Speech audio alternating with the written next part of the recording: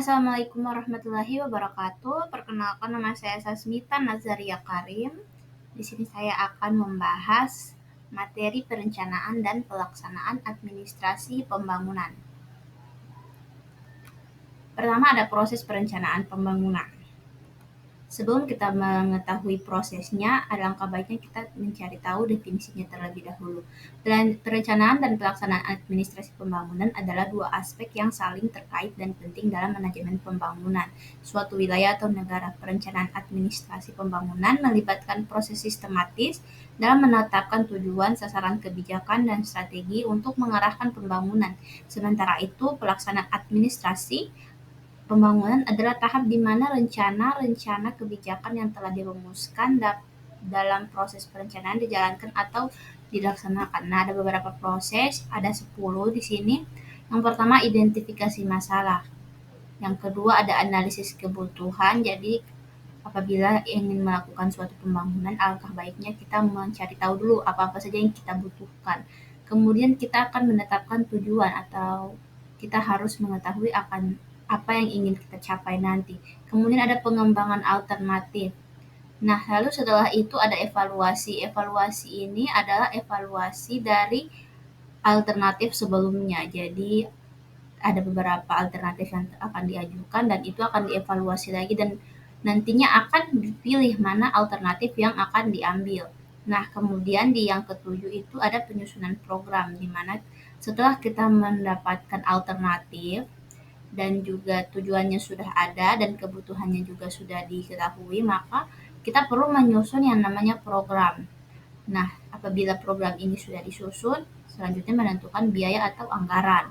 Nah, apabila semuanya sudah tersedia atau sudah direncanakan, maka kita akan melakukan pelaksanaan dan ini harus dijalankan sesuai dengan rencana ya teman-teman. Dan ke-10 ada evaluasi dan pengendalian. Ini mencakup evaluasi secara keseluruhan. Jadi yang dari pelaksanaannya itu juga dievaluasi.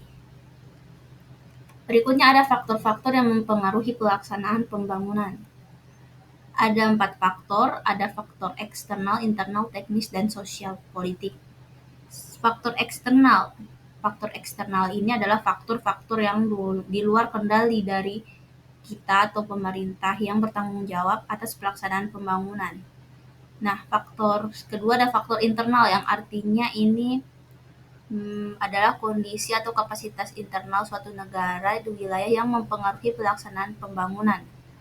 Nah, kemudian ada faktor teknis. Faktor teknis merujuk pada aspek teknis yang terkait dengan pelaksanaan program pembangunan termasuk infrastruktur, teknologi, dan keahlian teknis. Dan kemudian ada faktor sosial dan politik. Faktor sosial dan politik meliputi aspek-aspek seperti budaya, nilai-nilai sosial, struktur sosial, dan dinamika politik dalam masyarakat. Untuk faktor sosial ini ada beberapa kasus di mana contohnya pada suatu pembangunan proyek misal ada beberapa masyarakat yang percaya akan suatu mitos sehingga kadangkala mitos-mitos tersebut malah menjadi penghambat dari berlangsungnya pembangunan yang akan dilaksanakan. Kemudian ada aspek administratif dalam perencanaan. Nah, peran administrasi dalam pembangunan.